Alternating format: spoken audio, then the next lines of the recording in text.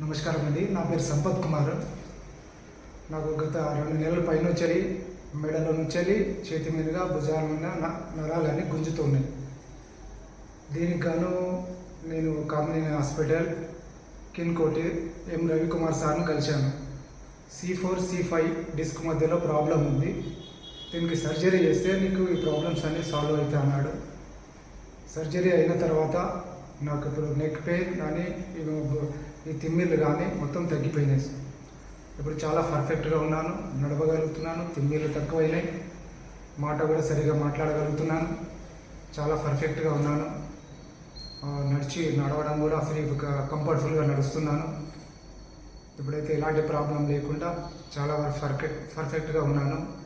Thanks for you Ravikumar sir.